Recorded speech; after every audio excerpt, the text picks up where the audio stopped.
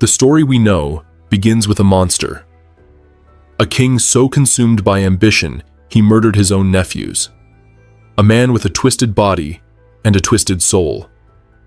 This is the Richard III immortalized by Shakespeare and cemented in popular memory. But what if this entire character is a fiction, a political weapon forged after his death?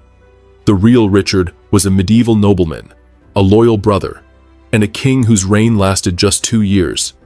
Yet his reputation has been on trial for over 5 centuries. Today, we're reopening the case. We're going to examine 3 of the most enduring myths about Richard III, not to exonerate him, but to understand how history is written by the winners, and how the truth is often far more complicated than the legend. Myth 1. The lifelong villain, rewriting a childhood. To paint Richard as a lifelong villain, his enemies had to rewrite his entire life, starting from his childhood. The image of a boy scheming for a throne he couldn't possibly have imagined is a powerful piece of Tudor propaganda. The reality is much more human and much more tragic. Richard Plantagenet was born into a world of brutal civil war, the conflict we now call the Wars of the Roses. When his father, the Duke of York, was killed in battle, Richard was just 8 years old. He and his older brother George were forced to flee for their lives, seeking refuge abroad. This wasn't the childhood of a privileged prince consolidating power. It was the childhood of a fugitive, shaped by instability and the constant threat of death. His entire world depended on the success of his eldest brother, Edward.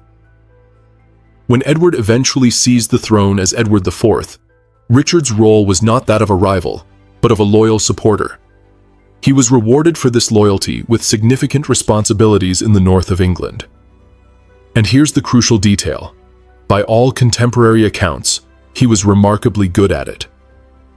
The Croyland Chronicle, a key source from the late 15th century, notes that Richard was known for great honesty and diligence in his youth.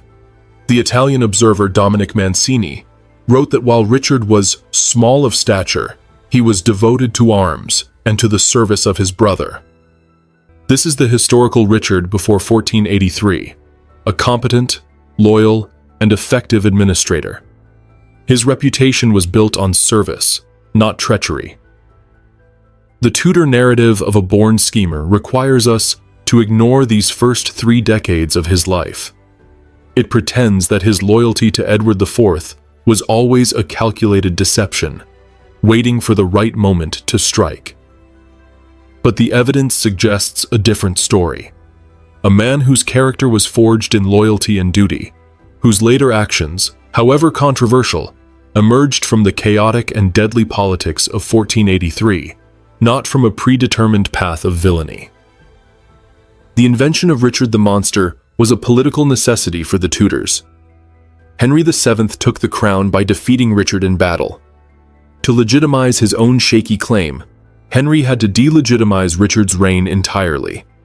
He couldn't just be a rival king. He had to be a usurper and a tyrant. So, the loyal brother was retroactively transformed into a Judas figure. The competent ruler was reimagined as a bloodthirsty monster. This narrative was then amplified by Tudor historians like Polydore Virgil and, most famously, enshrined by Thomas More. They weren't writing objective history. They were crafting a founding myth for a new dynasty. The myth of the lifelong villain was the foundation upon which all the other myths about Richard would be built. Myth 2. The Princes in the Tower. Uncertainty versus certainty. The most damning charge against Richard III is the disappearance of his nephews, the 12-year-old King Edward V and his younger brother, Richard of Shrewsbury. The story is simple and horrific. After imprisoning the boys in the Tower of London, Richard had them murdered to secure his throne. It's a tale that has haunted the English imagination for centuries. But when we look closely at the evidence, the picture becomes far less certain. The first thing to understand is the atmosphere of 1483. Edward IV died unexpectedly, leaving a child as his heir. The kingdom was instantly thrown into a power vacuum. As the late king's brother, Richard was named Lord Protector. He initially seemed to be preparing for Edward VI's coronation. But then, events took a dramatic turn. Richard claimed that Edward IV's marriage to the boy's mother was invalid, making the princes illegitimate and thus ineligible for the throne. Parliament agreed, and Richard was crowned king. The princes were moved to the Tower of London, which was then a royal residence as much as a prison, and they were never seen in public again. This is where the historical record becomes frustratingly silent. There are no contemporary records of an investigation. No official charges were ever made against Richard during his lifetime. There are no eyewitness accounts of the murders. The boys simply vanish from the documentation. The first concrete accusations against Richard emerged only after his death, from writers working for the Tudor regime. Polydore Virgil, a historian commissioned by Henry VII, wrote the first detailed account implicating Richard. Later, Thomas More wrote an even more vivid, novelistic version of events. But More's account, written decades later, is filled with dramatic dialogue and details that historians now view with deep skepticism. It's important to remember that these men had a powerful incentive to blacken Richard's name. The historiography around this mystery is deeply divided. Traditionalists like Alison Weir argue for Richard's guilt, pointing to motive and opportunity. Revisionist historians like John Ashdown Hill, whose research helped locate Richard's remains, argue that the evidence is far too weak for a conviction. They point out that other powerful figures had equally strong motives to see the princes disappear, including the Duke of Buckingham, who rebelled against Richard, and even Henry Tudor himself, who would have viewed the princes as threats to his own claim. So, what can we say with certainty? We can say that the princes disappeared while in Richard's custody. We can say that their disappearance benefited him politically. But we cannot say, based on the available evidence, that he ordered their deaths. The phrase, Richard III murdered the princes in the Tower, is often stated as historical fact, but it is actually a historical allegation. The truth is, we don't know what happened. The fate of the princes remains one of history's great unsolved mysteries, and treating it as a closed case means accepting the version of history written by the men who defeated and replaced him. The propaganda value of an unresolved mystery involving children was immense for the Tudors, and it's a power that myth has held over history ever since. Myth 3. The Deformed Monster. Body as propaganda. If the myth of the child murderer was the most damning charge, the myth of the physical monster was the most enduring visual. Shakespeare gives us the definitive image, a limping, hunchbacked figure, a man whose twisted body reflects a twisted soul. He tells the audience he is rudely stamped and curtailed of this fair proportion. It's powerful theater, but it's terrible history. This image didn't emerge from Richard's lifetime. It was a deliberate literary and political creation. The primary source for the physical description is, once again, Sir Thomas More. He wrote that Richard was little of stature, ill-featured of limbs, crooked-backed. But we have to remember the context. More was a Tudor loyalist writing decades after Richard's death. His description is not a clinical observation. It's a moral judgment. In the medieval and Renaissance mind, physical beauty was associated with moral goodness, and deformity with evil. To make Richard a convincing villain, he had to look the part. Shakespeare then took this description and turned it into a theatrical masterpiece, making the body itself a character in the story of usurpation. For centuries, this was the accepted truth. Then, in 2012, archaeologists made a stunning discovery in a Leicester car park, the skeleton of Richard III. The scientific analysis provided a dramatic correction to the myth. The examination revealed that Richard did have scoliosis, a curvature of the spine. This would have made one shoulder higher than the other. But here's the crucial distinction. This was not the congenital, dramatic hunchback of legend. There was no withered arm, no limp evident from the bones.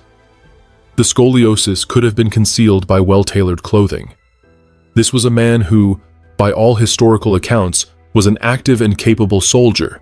He fought and commanded troops at the Battle of Bosworth Field.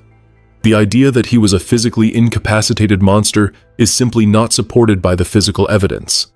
The scientific report concluded that the skeleton exhibited scoliosis, but no evidence of the dramatic deformities described in later sources. The exaggeration of his physical condition was perhaps the most effective piece of Tudor propaganda, because it worked on a subconscious level. It transformed a complex political figure into a simple symbol of evil. It made the moral condemnation visual and immediate. You didn't need to understand the intricacies of 15th century succession laws. You could just look at him and see the villain. This is how a king's reputation was buried twice, first in a grave without a marker, and then beneath 500 years of caricature. The reputation battle, court versus common perception. This creates a fascinating disconnect. To the nobility and courtiers who knew him, Richard III was a competent, if severe, medieval ruler. He was a respected military commander and a capable administrator, as his years governing the north of England proved. His reign, though short, saw the establishment of the Council of the North and reforms to the legal system that benefited the common people. But for the vast majority of England's population, their perception of the king was not formed by royal proclamations or court gossip. It was shaped by what they heard in sermons from pulpits controlled by the new regime, by rumors spread in marketplaces, and later, and most powerfully, by the theater.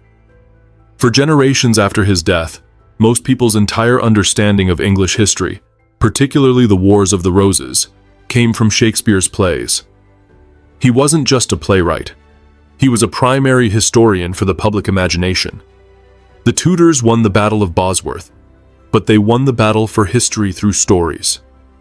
And the story of the monstrous, nephew-killing hunchback was simply a better, more dramatically satisfying story than the complicated reality of a king who may or may not have ordered a terrible act amid a brutal power struggle.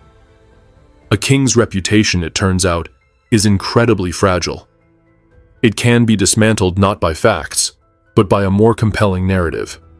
Conclusion and modern relevance. The case of Richard III is a powerful lesson in how history is made. It's not just what happened, it's the story that survives. For centuries, the Tudor narrative was the only one that mattered. But modern tools, archaeology, forensic science, and a more critical approach to historical sources are allowing us to rebalance the picture. We may never solve the mystery of the princes, but we can clearly see the machinery of the myth-making that turned a medieval king into a fairy tale villain. His story reminds us to question the simple versions of history, to look for the fingerprints of the winners on the narrative. If you want to see more stories where we separate legend from fact, subscribe to Time Teller Chronicles. History is full of characters waiting for a second look.